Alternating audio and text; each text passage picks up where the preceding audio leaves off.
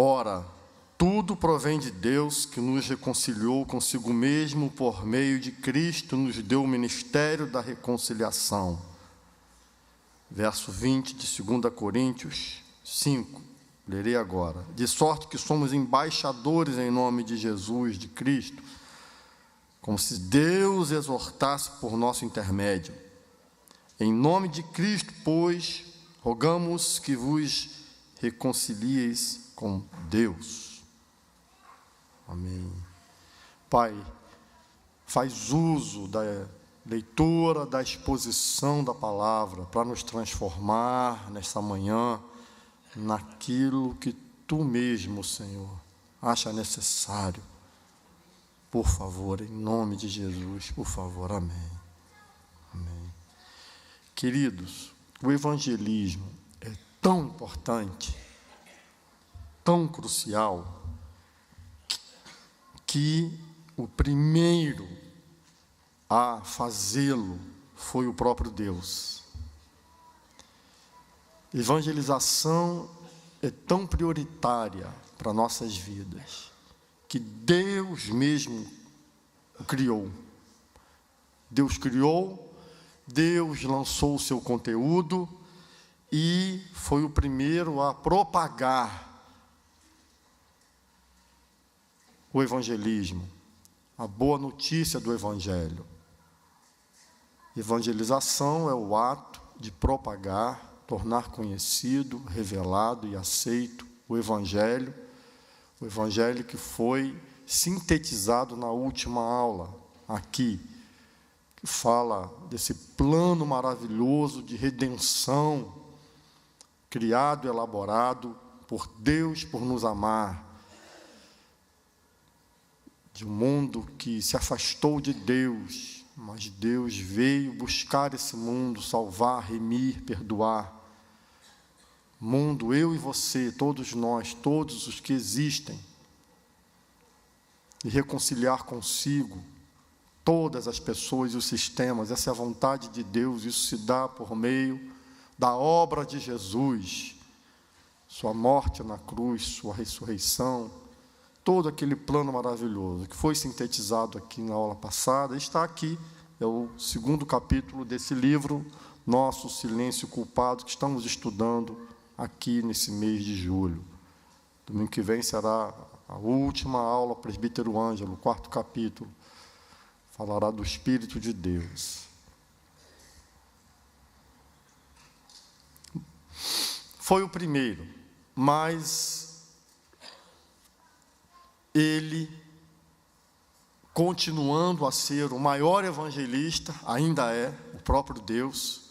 Ninguém evangeliza como ele, ninguém se anuncia como ele, de formas múltiplas. Os céus proclamam a sua glória, e os firmamentos anunciam a sua obra bendita e maravilhosa. Mas ele escolheu a igreja para ser a agência de continuidade da propagação desse evangelho, algo tão singular, sui generis. Ele confiou a mim e a você, o seu povo, a missão de propagar, de anunciar, de revelar esse evangelho.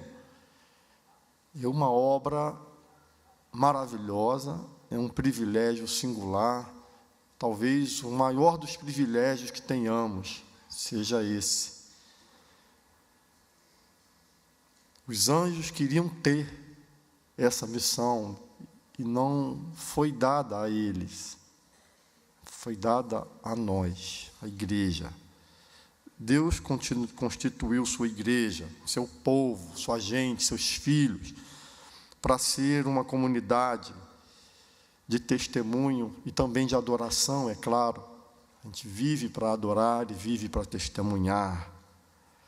Como a igreja, como ela vai cumprir essa função, essa missão evangelística, como a igreja pode desempenhar essa maravilhosa missão?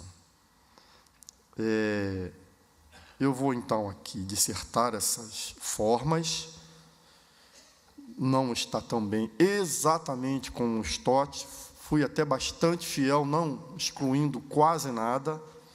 Uma outra coisa, achei que não era pertinente para o momento, já que é muito conteúdo, e algumas coisas eu vou acabar colocando de outra forma, mas também mantendo a fidelidade aqui, dando ênfase a algumas coisas que talvez ele não tenha dado por viver outra realidade.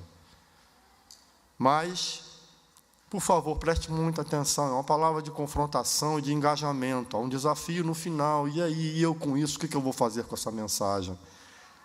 Como então eu devo viver a partir dessa mensagem? É a pergunta que todos nós teremos que responder no final aqui. Como então eu devo viver?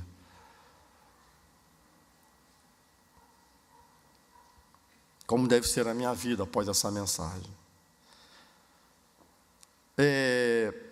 Todas essas formas aqui são formas apresentadas pelo Senhor a nós.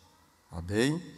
E a gente, de um modo ou outro, vai se encaixar aqui, tem que se encaixar aqui numa dessas coisas. Ninguém aqui, não há exceção, ninguém vai fugir de um desses modos aqui. Todos, se foge de um, cai no outro. Alguns vão cair em mais de um, vão ter essa graça. Esse primeiro, por exemplo, é uma graça especial. São os evangelistas. Efésios 4:31 fala de um dom específico que algumas pessoas recebem. Elas são dotadas de uma capacidade incomum para tornar o Evangelho claro. E, de algum modo, elas têm uma facilidade de fazer com que os outros adotem o Evangelho. É um dom. É o evangelista. Gente que vive para anunciar o Evangelho, faz isso com clareza e de um modo espetacular, tem um resultado. Na Bíblia nós temos alguns exemplos, como por exemplo Filipe, Atos 21:8 fala que ele era um evangelista. A gente pode citar talvez o mais famoso dos evangelistas na nossa atualidade ainda é o Billy Graham, alguém com um dom extraordinário. E eu já encontrei algumas pessoas assim na minha vida também. Gente que, uma facilidade de expressar o Evangelho, de algum modo, aquilo entra no coração do outro, é uma coisa que me impressiona mesmo. E nem todos têm esse dom específico. Alguns são mestres, alguns têm dom de misericórdia, alguns de pastoreio, e alguns têm esse dom mesmo de deixar a mensagem clara e fazê-la ser aceita. É uma coisa maravilhosa. A gente precisa orar para Deus mandar evangelistas, gente que tem esse dom. E é interessante que a nossa igreja, a Igreja Presbiteriana, até prevê no seu rol de pastores esse tipo de pastor evangelista. É um tipo de pastor, ele não vai ficar cuidando da igreja, vai ficar separado para ser um evangelista, e a igreja prevê isso, a Igreja Presbiteriana, a igreja o remunera, ele é alguém separado para ser evangelista. Nesse tipo de pastor evangelista, eu conheci muitos poucos mesmo. Nós temos um que embora a gente deu outro nome, mas ele é um pastor eminentemente evangelista. Ronaldo Lidório, um pastor assim, não está em igreja, mas ele vai fazendo igrejas por aí. Pastor missionário, mas porque é evangelista. É missionário porque tem o dom da evangelização. Então, você tem esse dom? Não precisa me dizer não. Então, é uma bênção, uma coisa tremenda. É uma coisa extraordinária. Mas o evangelismo, a ação de evangelizar, não é propriedade única e exclusiva de quem tem esse dom. A evangelização, ela vai entrar na vida de todos os cristãos. Todos nós devemos entrar nessa ação, nesse ministério, porque o ministério da reconciliação que lemos aqui é dado a toda a igreja. Então, ainda que não tenhamos essa capacitação específica, nós somos instrumentos de evangelização, todos nós também. Todos somos testemunhas, é a segunda forma. Todos, de um modo ou outro, seremos e somos testemunhas de Cristo. Atos 1:8, ser-me-eis minhas testemunhas. Todos vamos testemunhar.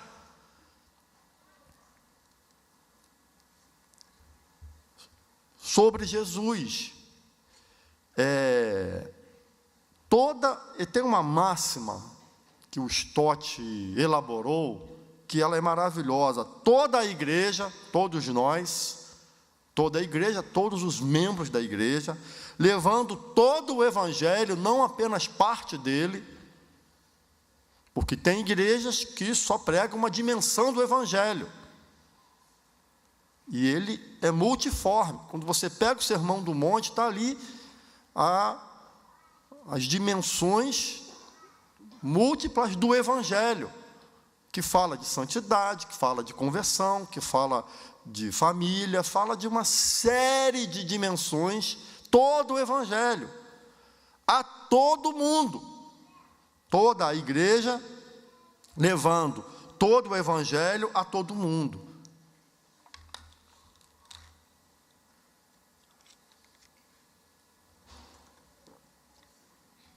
Nesse caso aqui, tudo que aproxima as pessoas de Jesus, qualquer coisa que façamos, que sejamos, se torna testemunho e aproxima e serve como um instrumento de evangelização. Para sermos testemunhas, não é imprescindível uma coisa.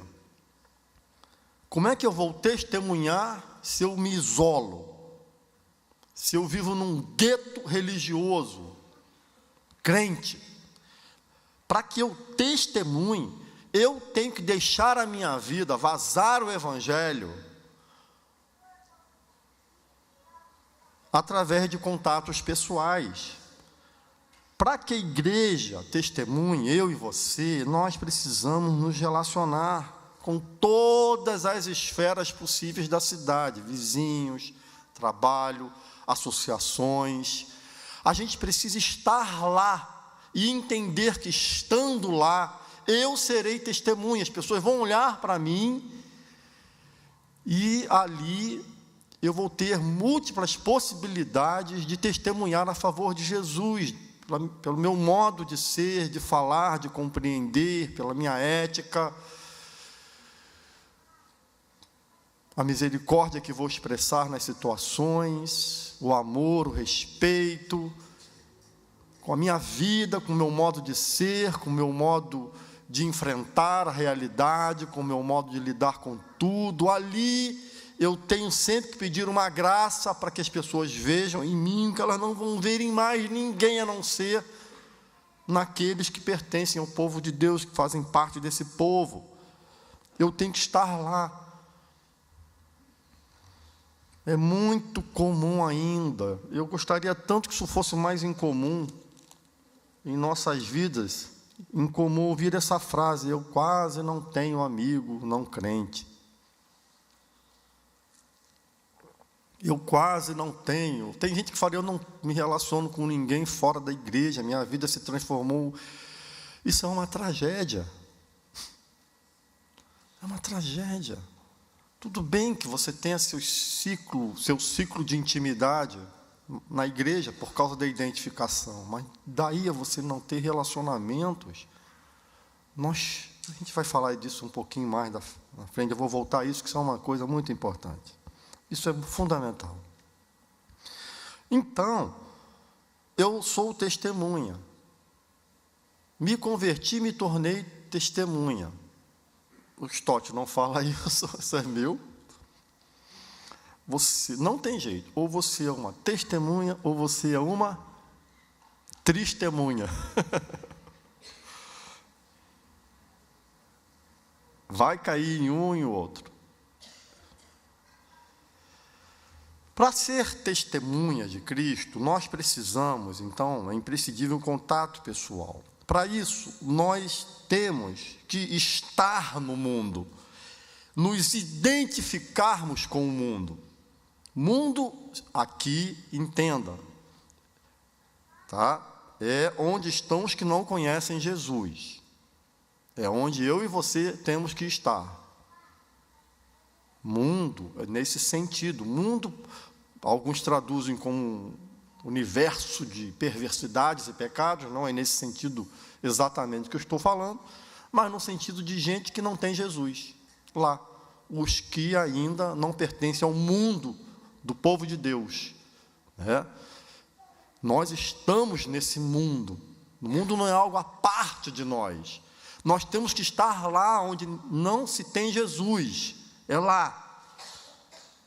Então, eu tenho que me identificar, eu tenho que deixar as pessoas perceberem que eu sou uma delas, em certo sentido, porque sou gente, faço parte da cidade delas, das realidades delas, das necessidades delas, faço parte da vida delas, conquanto eu faça parte de um modo diferente. Eu tenho que estar lá e deixá-lo perceber que eu sou um deles também, de certo modo, a gente vai ver isso aqui. Mas ele tem que saber, eu sou gente, está com a gente. Eu não vivo num mundo à parte, eu faço parte da realidade deles, sofro as mesmas coisas e me preocupo com eles. Por isso, eu tenho que me identificar com eles, mas não me identificar sem proclamar. Eu me identifico, olha, eu sou como você, falho, pecador, com dificuldades, com conflitos, e com alguns anseios semelhantes, mas eu tenho uma missão aqui. Estou junto, sou como você, mas eu nunca posso me identificar sem proclamar, porque isso é conformar. Como Paulo fala, não vos conformeis, não assumam a forma desse século, desse mundo, do pecado. Eu tenho que estar lá proclamando, nunca me identificar sem proclamar, nunca proclamar sem nos identificarmos, porque às vezes pregamos mensagens, conteúdos e valores que são verdades, mas estando completamente distante deles. Como irão nos ouvir se não nos importamos com a realidade dessa gente que está lá fora, seja no morro, seja no asfalto, na vizinhança? Vai ouvir como? Se eu não estou nem aí para eles, eu tenho que me identificar, estar juntos. Então eu não posso nunca se identificar sem proclamar, mas nunca proclamar sem se identificar, sem estar lá. Porque proclamar sem se identificar é alienação. Eles vão nos ouvir quando nos virem junto a si. Aí ele vai nos ouvir. Nunca se identificar sem proclamar, nunca proclamar se identificar, isso é alienação, e nunca se identificar deixando de ser igreja, assimilando o que está no mundo. Vamos ler Tito 1,16, é o que Tito nos ensina.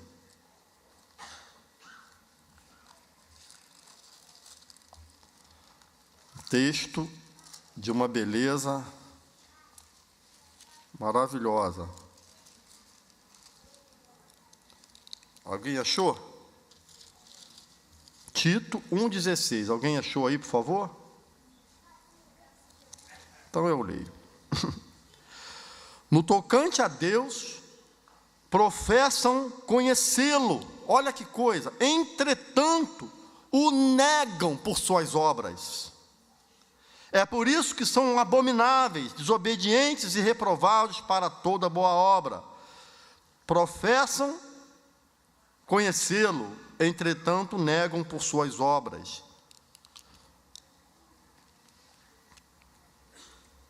Isso é assimilar o que está lá.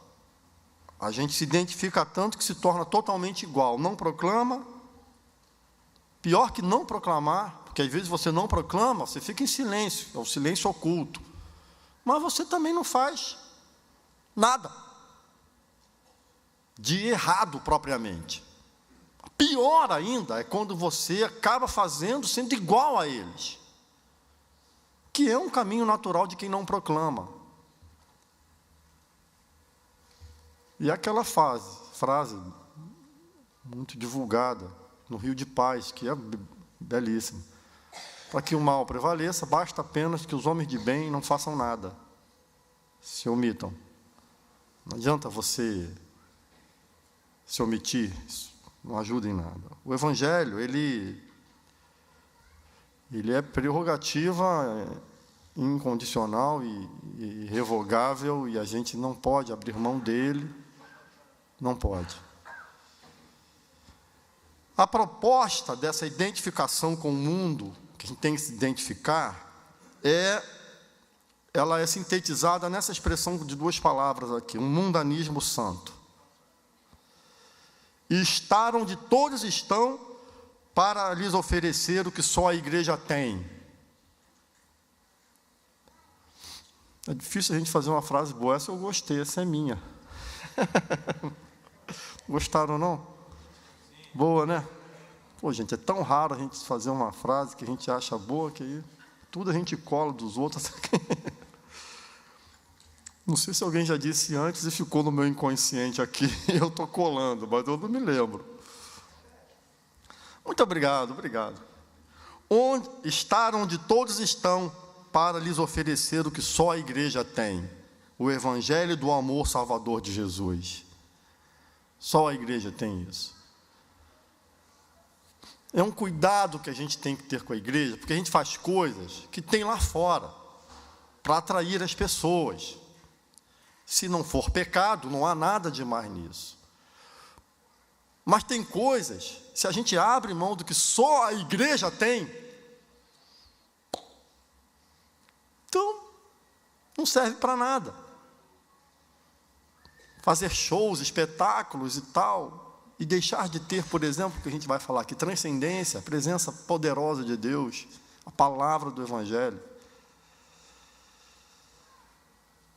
Evangelistas, testemunhas de Cristo, se identificar com o mundo.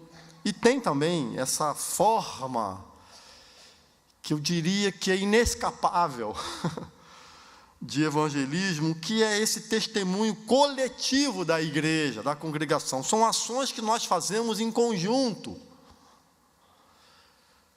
Coisas que acontecem aqui e daqui para fora, com a gente junto, a gente de Deus, o povo de Deus, e que são formas poderosas de evangelização, coisas que realmente, algumas até invisíveis, que a gente nem sabe, nem tem uma consciência muito clara às vezes, mas que serve de um instrumento de evangelização enorme. Por exemplo, eu vou dizer aqui coisas que acontecem nesse testemunho coletivo da igreja, na congregação, no nosso ajuntamento, ou a partir daqui. A comunhão. Quando a igreja, as pessoas percebem que ali as barreiras raciais, sociais e econômicas são vencidas. Quando alguém entra aqui e vê esse povo se cuida mutuamente, faz o que é isso? Eles vão visitar nas casas quem não está bem, ligam para saber como vai. Gente, outro dia eu li no jornal uma notícia estarrecedora. Uma pessoa na Inglaterra, uma senhora, foi descoberta. Alguém leu essa reportagem? Anos depois, 2 ou 3 anos, deram conta, agora eu li, não faz muito tempo, que a mulher estava morta. Não tinha ninguém para procurá-la. Ninguém. Até que alguma coisa aconteceu lá, decidiram, gente, Aí arrombaram a porta e estava lá a mulher, já, obviamente, a mulher, os restos dela. Ninguém percebeu sua ausência. A igreja é esse lugar, tem que ser. Se não é, tem que corrigir isso. Onde a gente vai atrás, se importa, valoriza, quer saber onde está, se preocupa. Um dos professores aqui da nossa escola dominical me deu testemunho de sua classe. E ele fez isso em sua classe. Mais de um especificamente conversou comigo.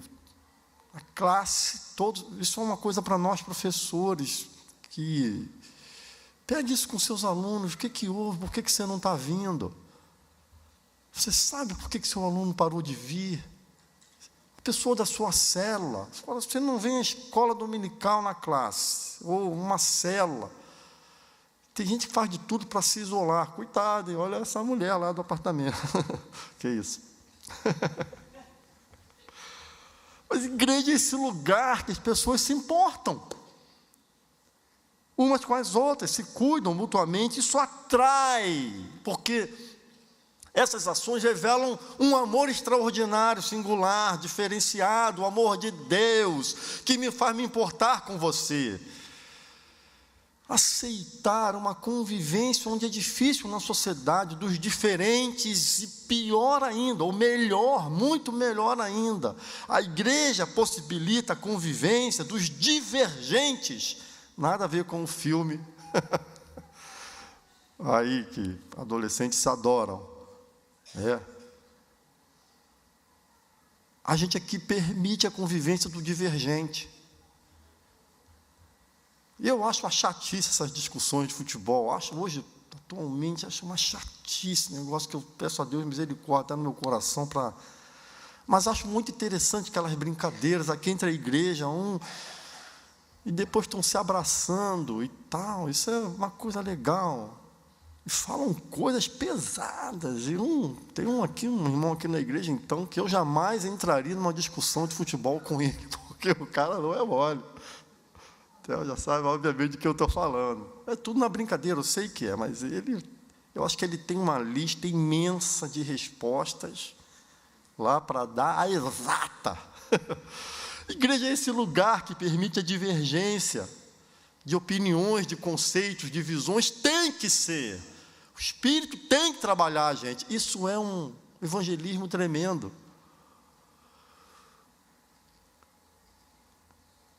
Pessoas de cores diferentes, gostos diferentes, visões diferentes, até doutrinas diferentes.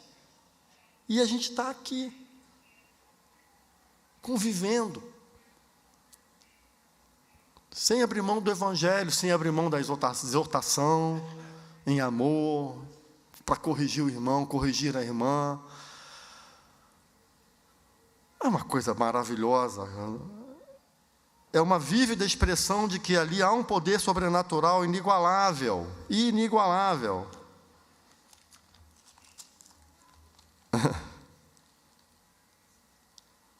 Quer ver? Olha só, João 13:35. Nisto conhecerão todos que sois meus discípulos, se tiverdes amor uns aos outros. Quando a gente se ama, é uma forma diferente de se amar, única e singular, que é o que um evangelho, o amor ágape, um amor que renuncia, que abnega, que não procura seus próprios interesses, é um amor singular. Aí as pessoas vão ver, gente, isso é diferente, isso atrai, eu quero isso para mim, eu quero isso para mim, eu quero viver isso. Deus é revelado, manifestado em poder e glória, na comunhão de seu próprio povo. A oração de Jesus, Jesus rogando por nós, a fim de que todos sejam um, João 17:21, e como és tu, ó Pai, em mim, e eu em ti, também sejam eles em nós. Para quê? Para que o mundo creia que me enviaste. Se não há comunhão entre nós, não verão Jesus em nosso meio. O evangelismo é quebrado. Por isso o perdão é fundamental, a comunhão é inegociável. Você não pode viver na igreja em questão com seu irmão, não pode, porque está afastando as pessoas de Jesus, porque não está revelando o amor de Deus, não pode. Você tem que curar isso, quebrantar, a igreja tem que andar em comunhão, é condição sine qua non, é inegociável, não pode. Quebra o coração, procura ajuda, jejua, mas tem que resolver. Não pode. É fundamento. É crucial. Não se abre mão. Porque nisso conhecerão que o Senhor está em nosso meio e foi enviado. Está aqui, nessa comunhão. É evangelismo. Nessa a gente pode ajudar, gente. Você não tem o dom de evangelista, então, por favor, ame. Não é evangelismo mais eficaz. Eu, se fosse depender do dom de evangelista, a minha mente, já contei isso aqui outras vezes, minha mente, quando eu começo a evangelizar alguém, eu vou orando, porque minha mente se embola toda, eu faço mais perguntas do que a pessoa que eu estou evangelizando. Que sujeito complicado. Mas isso aqui é complicado mesmo. E o evangelista vai no simples, vai no básico, no fundamental e tal, mas essa aqui eu posso ajudar. Mas não é fácil também, porque a gente se embola todo na comunhão. Às vezes, em prol da comunhão, tem mesmo, você tem que deixar passar algumas coisas que tem mesmo. Só Jesus, né, gente? Só a graça, só a misericórdia. Só mesmo. Também não acho fácil comunhão, não. Mas é o Espírito Santo que gera isso na gente, porque não é porque a gente torce para o mesmo time, pensa a mesma coisa, tem a mesma doutrina, é porque o sangue de Jesus corre em nossa vida e me fez irmão seu e temos o mesmo Pai. As nossas bases são fora de nós, é o que nos une.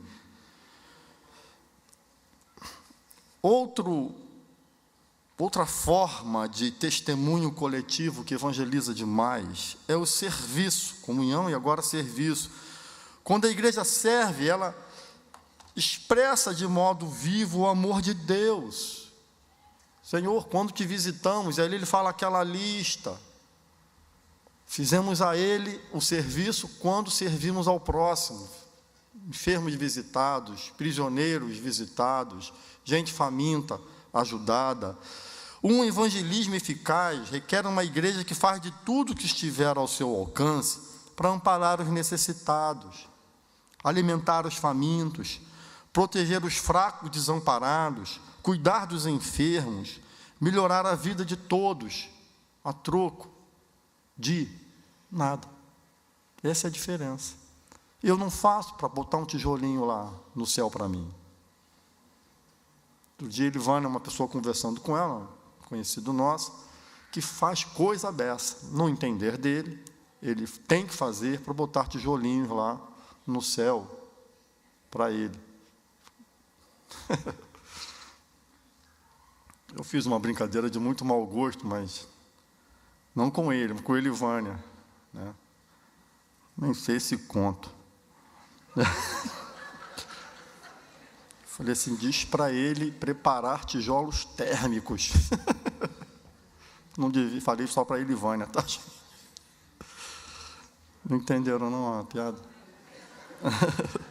Piadinha de mau gosto, depois me arrependi e tal. Por isso que eu estou contando. Ainda bem que eu falei só para ela. Porque não faz tijolo nenhum. Suas obras você faz isso porque é uma expressão do amor de Deus. Você quer vazar, você não ganha nada. Pelo contrário, você vai perder. Vai perder. Vai se aborrecer. Não vai viver o padrão de vida que você quer, você vai renunciar a isso. Vai se aborrecer, vai lidar com gente ingrata. Não vai ter troco. Mesmo assim, tem uma coisa em você que você continua querendo servir. É um mistério. Serviço é um mistério na igreja. Você continua com prazer com isso. E é mesmo, é prazeroso. A despeito disso tudo, eu quero servir.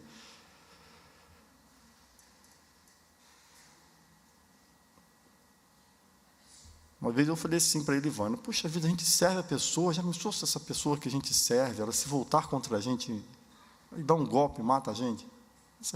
Louco. E ela olhou assim para mim, e daí? Quando você estiver lá, agonizando, você vai lembrar, eu fiz o que tinha que fazer. Nem nesse sentido você tem respostas, tem certeza. Faz porque Deus move você a amar. Isso é evangelismo. Que povo é esse que serve? Que vive, o Stott usa uma expressão maravilhosa, vive com o avental da escravidão. Gostei. Você tem que estar sempre vestido com o avental da escravidão. A gente que gosta de servir. Antônio, você me perdoa falar de você, mas você para mim é um exemplo, meu irmão. Você para mim, eu me envergonho, assim, me alegro. Então, mas acho bom falar, é um sujeito que a gente tem que ver que paixão que esse homem tem, um serviço, e apanha para caramba. E é uma coisa bendita, vai aqui, vai para lá, está cheio de gente assim na igreja, que, meu Deus, como pode? Faz coisas que eu falo, ai, que cansaço me dá, e só em pensar essa pessoa fazer isso. Que igreja é isso? Que coisa tremenda, que coisa linda. Isso é evangelismo. Porque a gente não está vivendo pelo sucesso, não quer chegar no topo, a gente quer servir, não quer ganhar para si, mas porque é uma forma de ajudar, de ser mais útil, quer ter um carro maravilhoso para ser útil. É isso. Se me permitem aqui, a única coisa, pouca coisa, sem soberba nenhuma, mas a gente quis uma casa mesmo, eu e Elivânia, a gente lá, que servisse. Então a gente pensou, casa para a gente não, vamos fazer casa para os outros. Só que a nossa casa está sendo usada por uma coisa atualmente que a gente não esperava. É o salão de festas da Beta. Ontem teve uma festa de 15 anos lá, não foi da minha filha. Gente, maravilhoso. E para mim não tem problema nenhum. É uma benção, uma maravilha. Sonzeira rolando, eu durmo. Não sei explicar, acho que é uma unção que eu tenho do sono. Vou lá, boto o meu edredomzinho, ligo o ventilador, tem que ligar. E durmo. E se você deixa seu filho ir lá, na casa do Vonde, ele está olhando. Não estou olhando nada. Estou dormindo. Jesus está. Então, cuida do seu filho. Eu falo, bebida não entra? Nunca. É uma coisa bonita também, uma festa de adolescente. E rindo e gargalhando até onde eu consigo ouvir. Meia horinha ali. Gargalhada, não tem um pingo de álcool, não precisa. Tem nada. E se divertem, dançam, brincam, e aquela coisa toda.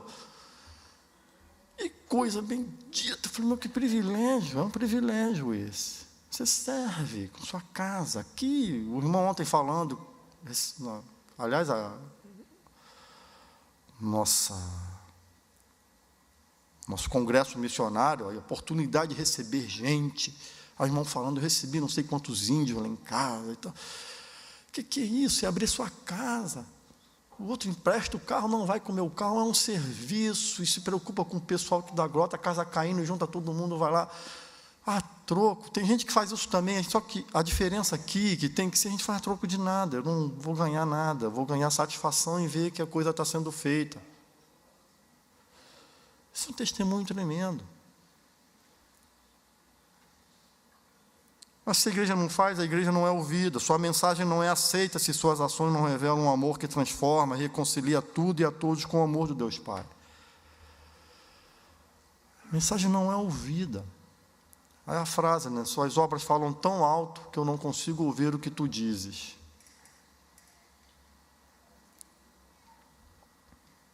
O serviço é fundamental, a gente tem que se lançar a ele, aqui e fora. Que aí a nossa voz tem crédito, tem credibilidade. A gente é ouvido. Vai com uma mensagem que não serve, é difícil ouvirem.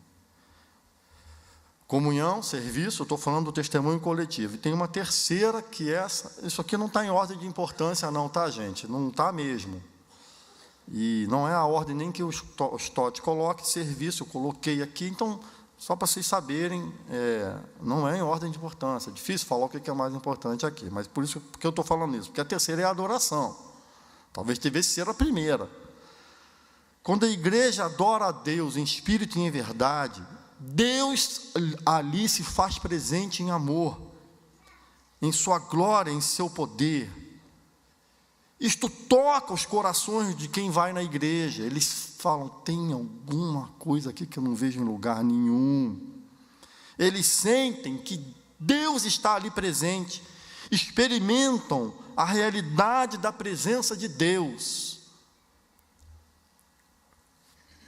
Muitas coisas podem levar uma pessoa à igreja, muitas, mas pouca coisa tem tanto poder de fazê-las voltarem como a experiência da realidade, da transcendência, da presença de Deus. Isso faz voltar. Um louvor ungido nos eleva a Deus e alguma coisa toca no coração. Uma pregação bíblica e profunda traz santidade, traz conforto, orientação e traz arrependimento. É a palavra. Eu falei, gente, isso é diferente. Tem algo aqui e o cara quer voltar. A pessoa quer voltar. Isso toca o coração do salvo, que dirá do não salvo, porque ele não vê isso em lugar nenhum. A transcendência. Deus é tão poderoso que às vezes Ele se faz presente em comunidades, em cultos, que você entra e fala, meu Deus, que sequidão. Mas que sequidão, que frieza. E ali, naquela sequidão, naquela frieza, a pessoa tem ali uma transcendência, de algum modo, ou a palavra é lida, não volta vazia, ou a oração que alguém faz, às vezes é a oração de alguém, às vezes aquela pessoa do lado está ali, aquele culto frio em algumas igrejas, mas tem uma pessoa ali, a pessoa olha, puxa, essa pessoa é diferente. A adoração atrai, ela mostra que há uma outra dimensão da vida,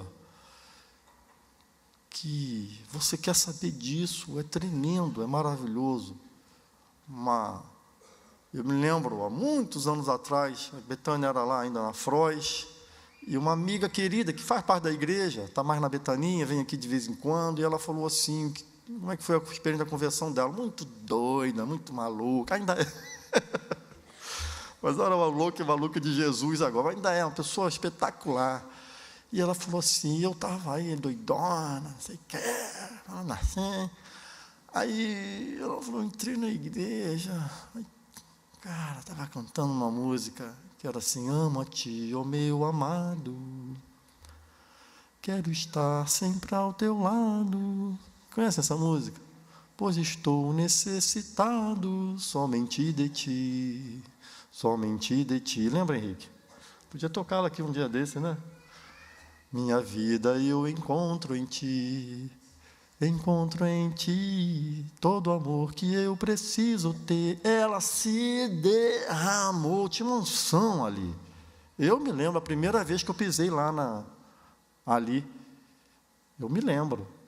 Primeira vez que eu fui, Deus mudou a minha vida. Eu era de igreja, mas tinha algo ali, que eu não sabia o que era. Tinha algo lá.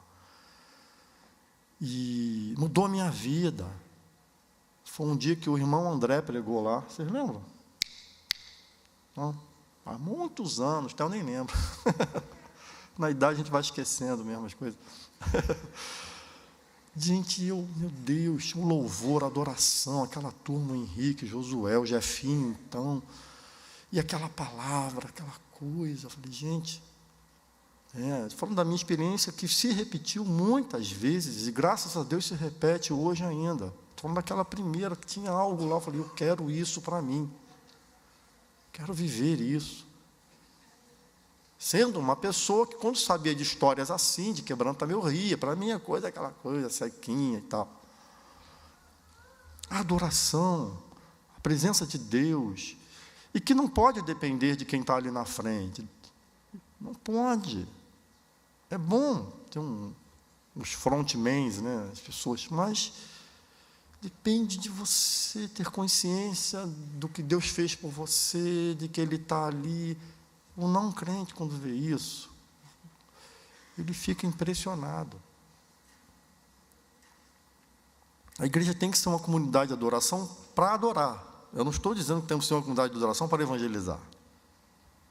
É para adorar, mas, sem dúvida nenhuma, uma comunidade que adora. Que a palavra, que o louvor, que as manifestações, que isso é uma coisa que traz o mundo de Deus para aqui, a presença de Deus. Está claro esse ponto, queridos? Tá? Isso toca o coração. Mas somos nós que criamos isso, não é um homem, uma pessoa. É a gente que vem aqui para adorar. Eu vou adorar o meu Deus. Talvez a música que toque não seja aquela que me facilite no meu coração, mas eu vou adorar o meu Deus. Talvez nem tenha música, eu vou adorar o meu Deus. Eu vou buscar sua presença. Talvez o pregador seja o Vande, mesmo assim. Eu vou deixar Deus falar ao meu coração. Essa disposição de adorar, de servir, de estar na presença de Deus. Isso, além do que, isso faz a gente enxergar a vida em outra perspectiva. A perspectiva de um Deus que está presente. Pronto, já diferenciou toda a realidade. Deus está presente. Outra musiquinha boa que a gente não canta Deus está presente, lembra? Deus está presente entre nós. Comunhão, serviço, adoração, só faltam duesinhas, que eu termino com esse testemunho coletivo. Eu vou falar sobre as ações evangelísticas e ações evangelísticas. A igreja tem que demonstrar que se interessa pela vizinhança, pela cidade. Nós fazermos em conjunto ações evangelísticas, é uma demonstração de que Deus se importa com eles, quando a gente sai para evangelizar, para falar do amor de Deus. Por isso a gente tem que promover coisas que facilitem isso, cursos de evangelização, de capacitação, cursos, como a gente está fazendo esse mês, mas talvez cursos mais rápidos, que se repitam as mensagens, treinamento para evangelismo, como é que se evangeliza, grupos específicos. Aqui nós temos uma pessoa expert em evangelizar gente que está no hospital, a Isabel Lobato. Como é que evangeliza gente de favela? Como é que evangeliza executivos? Como é que evangeliza um punk? Um funkeiro? Como é que evangeliza o vizinho? Como evangeliza? Como? Quais são os métodos de evangelismo eficazes na cidade? Quais são as formas? A gente precisa saber. Tem um evangelismo que visita as casas com estratégia. A gente vai fazer isso em setembro. A gente vai sair pela cidade aqui pelo bairro. Estão planejando isso, hein? Vai aguardando aí. Igual a gente vai fazer dia 3, vamos subir a grota. Quem sabia disso, que dia 3 a gente vai subir a grota, levanta a mão. Quem não tinha ouvido, quem ainda não ouviu falar isso, que a gente vai subir a grota, levanta a mão. Eu acabei de falar ainda agora, como é que você não ouviu? A pegadinha. Dia 3, vai ter o culto aqui, vai ter um pregador, vai falar para a gente, às 10 e pouquinho, a gente sobe. Quem quiser, quem não quiser, fica aqui orando, para Deus abençoar quem está subindo. Quem quiser ir para casa, vai para casa, não tem problema, espero que ninguém queira, mas se quiser vai e fica orando lá em casa, alguma coisa. Mas vamos subir. Camisa, Betânia, subindo. Henrique depois vai orientar a gente no domingo que vem, a gente vai ter toda a orientação sobre isso. Tá bem? A gente vai pegar tem 5 minutinhos lá do Ângelo para isso. Vai ser quem vai falar para a gente. Vamos subir. E depois, em setembro, provavelmente em setembro, vai ser outro tipo. A gente vai sair mais estratégico, porque é mais espalhado, vai sair pela cidade aqui, pelo bairro. Vamos ver o que a gente faz, os jovens, envolver todo mundo para tornar a igreja conhecida, dizendo: a gente quer abençoar você. A gente quer abençoar você. Eu fui num bar aqui do lado. Bar, padaria, mercado, multiforme ali. Tomar um café com leite, né? Hermes. Fui tomar um café com leite, não deu tempo de tomar em casa. Eu falei assim: gente, esse pessoal não tem a mínima ideia de quem eu sou. Precisa saber. Acho que não, porque geralmente o pastor, nada. Tem que se tornar conhecido. Saber que aqui tem uma unção para ele, tem uma oração, tem gente que quer, tem psicólogos para atendê-los, tem uma palavra, tem orientação. A gente pode ser um centro de ajuda mútua, advogados que ajudam. A gente pode, se quiser, a gente faz muita coisa. Ações evangelísticas, mesmo, propriamente. Ou seja, em resumo, ações evangelísticas, a gente começar a se relacionar com a cidade, com o bairro, com a vizinhança, convidá-los a anunciar o Evangelho de Jesus. Nós temos uma forma espetacular de evangelismo. Espetacular. Se me permitem aqui uma palavra de elogio e também de mudança que é necessária, mas primeiro vou falar de elogio. Nós temos uma forma espetacular, que é a célula. É espetacular, de uma eficácia, de uma eficiência, de um alcance singular. Fala sério. Vai na casa de alguém, aquele grupo pequeno, aquele momento de descontração. Eu vejo lá os quebra-gelos, lá loucos que eles fazem lá, os adolescentes lá em casa. Negócio fantástico. Há uma discussão aberta, assuntos que eles não têm espaço para conversar, e conversam coisas e ficam falando, e depois ainda tem lanche. Que coisa! E a edificação, aquela mensagem toda mastigadinha, e discute, deixa a pessoa falar. É sensacional. É um meio tremendo. Aí você não consegue evangelizar, chama para ir na célula, vai com ela. E a célula não está como você quer. O que eu falo, uma coisa, a gente tem que entender a célula como esse meio, gente. É um meio de evangelismo. Não pode ter sempre os mesmos, para multiplicar, é o oikós. Então a gente tem que participar, tem que ter um vívido motivo de facilitar a anunciação de Jesus e amigos e vizinhos. Vívido motivo para fazer isso. E tem gente que não tem tempo, tem gente que... E é fato, tem gente que... Células não tem tempo, não dá, cansaço, é um meio, não é o único. Você pode escolher uma forma, chama para vir à igreja. Se você tem uma visão crítica da igreja, você está achando que é porque ela é perfeita, que as pessoas ficam, não é, é a graça, é a misericórdia, chama. Lembro uma vez, essa eu vou contar, a gente foi num trabalho evangelístico, que tinha uma vez por mês, era um baita de um trabalho evangelístico, alguns pregadores chaves e tal, e uma irmã querida, foi meio trágico na época, levou o carro cheio de gente para aquele trabalho evangelístico. Aí estava eu, 2 amigos, e uma das 2 que pregavam nesse trabalho, que eram evangelistas, e tinha um outro amigo ali e tal.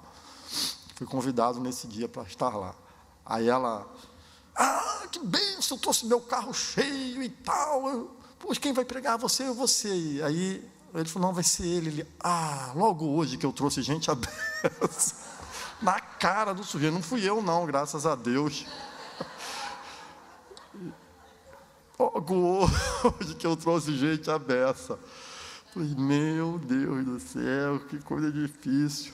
Falei, meu irmão, vai na graça, vai na unção mesmo.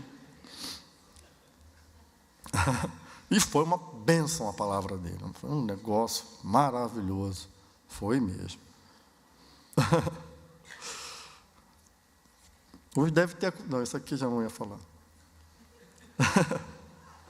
A gente tem que promover ações evangelísticas, cafés da manhã, mas tudo que a gente fizer tem sempre que ter esse objetivo, evangelismo. Por isso os nossos cultos, pode ser culto onde a palavra seja de edificação, não interessa o que aconteça. Mesmo sendo de edificação, vai falar de dízimo, não importa. Nós temos que ter a preocupação de tornar esse culto evangelístico, de algum modo, nem que seja abraçando a pessoa, recebendo. O que é a nossa preocupação quando a gente recebe o visitante? A gente quer mesmo que ele saia daqui fisgado. É a teoria do anzol. Tem um programa na televisão que ele é de pesca. O cara pesca o peixe com um anzol sem fisgo. Fisgo é uma vírgulazinha que tem o anzol tem essa ponta assim, aqui do lado tem uma presa assim. É aquilo que não deixa o anzol sair da boca do peixe. Eles usam nesses programas esse anzol sem isso, pega e tira o anzol, volta para a água. A gente não pode pescar assim. A gente tem sempre que ter um fisgo, e é receber com amor. Todo culto tem que fisgar essa pessoa para Jesus. Não sendo chata, mas me preocupar em que ela saia dali, de algum modo, recebendo algo de Jesus. Pode nem ser uma palavra evangelística, pode ser uma ação pré-evangelística, que é a comunhão, que é o abraço, que é o carinho, que é o amor, que é a atenção, que às vezes demora 1 ano no pré-evangelismo, até que a pessoa, em um momento, ela entende a mensagem.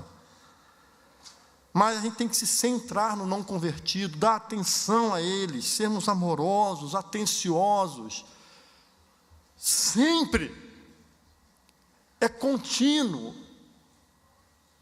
é incessante, sempre anunciar a Cristo. Nossos encontros, todas as nossas mensagens, toda a nossa programação, nossas aulas, nossos eventos, todos, de algum modo, ainda que implícito, ainda que não com esse evangelismo direto, sabe? Mas está implícito ali que é um instrumento da comunhão, o amor, alguma coisa, de algum modo, tudo tem que ser cristocêntrico. Sempre Jesus no centro, sempre. Tudo na igreja tem que se centrar em Jesus. Eu posso demorar 1 mês, 1 ano, até chegar uma hora mais objetiva do evangelismo, porque a pessoa talvez vai perguntar e tal, eu tenho que ter sabedoria nisso, mas não importa. O fim é reconciliar as pessoas com Jesus. A igreja precisa disso, senão ela deixa de ser igreja. Ela existe para isso, para anunciar o amor salvador de Jesus. Sempre. Tudo que fizer, ainda que, eu repito, seja de um modo mais cuidadoso, respeitando o tempo da pessoa, mas eu nunca posso perder de vista que as pessoas precisam conhecer Jesus. Precisam, eu tenho que ter isso em mente sempre. Pedir a Deus que eu tenha sabedoria, discernimento para saber o que falar na hora certa, mas o tempo todo a visão é: essa pessoa precisa conhecer Jesus. Eu vivo isso de um modo muito delicado no consultório. Lá eu nem posso um evangelismo objetivo, porque a pessoa não vai lá para isso e legalmente eu não posso fazer.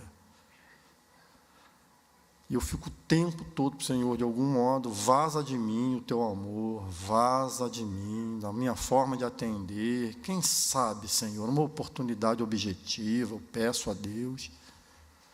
Quem sabe, eu fico ali, eu quero que flua de mim algo do Senhor, que flua no meu modo de olhar, que flua, já que eu não posso, até porque se eu fizer ela não volta, ou pode até me denunciar, mas eu não preciso burlar uma lei, eu não preciso, eu posso deixar que Deus faça a oportunidade. Mas eu tenho que estar centrado, Senhor, que teu amor saia de mim, aqui, sempre assim, sempre, sempre. Mas a preocupação é essa em tudo que a gente faz. É você dando aula ali, Senhor, me faça um instrumento. Você tem que dar aula de matemática, é claro, você tem que dar aula de biologia, se você é um professor. Você tem que cuidar do dente, se é dentista. Mas você tem, Senhor,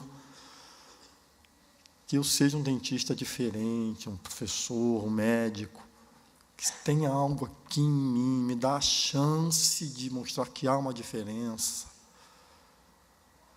Pai, em nome de Jesus, use essa palavra, Pai, como a gente pensou no começo aqui, como é que então que a gente vai sair daqui, Senhor? A gente tem que sair daqui, Senhor, para te anunciar,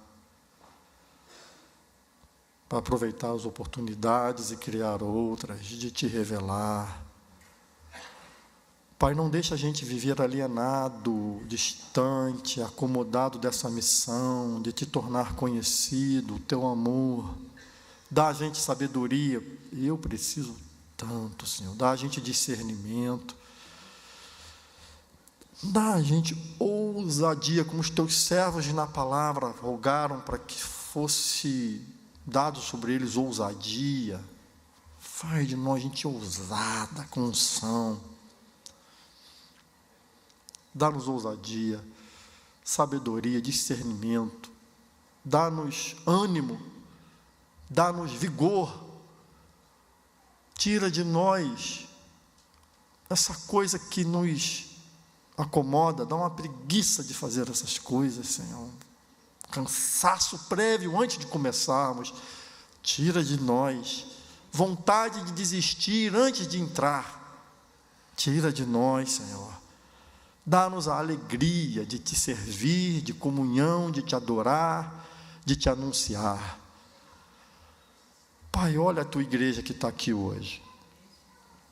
Bem, eu sei que você está olhando para a gente. Sei mesmo. Por isso, olha, o Espírito Santo, toca a gente. Quais as mudanças objetivas que tu queres em nós? Tanta coisa eu sei que eu falei aqui, Senhor. Eu sei que no meu coração, todas fiéis à tua palavra. Mas o que é que se aplica a um, a outro, a outra, aquele, aquela? O que é Espírito Santo que tem que ser aplicado a mim, ao meu irmão, à minha irmã? O que é? Aplica agora. Faz a gente entender como isso vai ser traduzido na minha vida, nas minhas ações, no meu viver, nos meus sentimentos, na minha vivência aqui na igreja. Traduz isso, Senhor, me ajuda. Põe gente no meu caminho para me dizer de um modo mais específico, Senhor, o que a gente tem que fazer, o que eu tenho que fazer, o que nós temos que fazer e viver. Abençoa o trabalho do dia 3, dá uma unção a ele, para a gente abençoar para esse morro, essa gente que é nossa gente, que é tua gente, que é teu povo escolhido também, a quem tu amas. Usa a gente nessa gente, Senhor.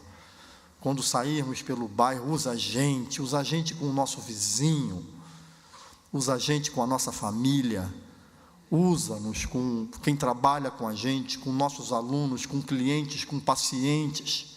Usa a gente onde a gente estiver, em congressos. Usa a gente aqui na igreja, na célula, na escola dominical. E, Pai, é oportunidade, a beça que temos. Usa, Senhor. Levanta evangelistas em nosso meio, gente que tem essa unção especial. É bom saber que tem gente assim, como é bom ver o que já vemos com clareza em nosso meio, mestres. Temos mestres aqui, que coisa bendita. Levanta evangelistas, enfim, Senhor. Obrigado por essa palavra, que não é uma palavra de desânimo, ao contrário, é uma palavra que nos move, nos dá esperança, que renova o vigor, renova o sentido que temos em estar aqui juntos. Ah, Pai, também te rogo mesmo, Pai, que isso é obra tua, tudo isso é obra tua, mas faz da gente uma comunidade de adoração. Faz a gente entrar aqui nesse espírito de adoração. Seja quem for que está dirigindo, a música cantada, mas a igreja seja despertada espírito, aviva, queima a nossa vida, nosso coração para te adorar aqui. Enfim, Senhor, sejamos uma comunidade de comunhão, de serviço, de evangelismo, de adoração, gente que se identifica, sem se mundanizar, que se nos mundanizemos sim, mas de modo santo, sendo igreja, estando lá onde todos estão. Tudo que foi pregado, Pai, tornamos isso oração em nossa vida, em nome de Jesus, para a glória do Teu nome. Amém. Amém.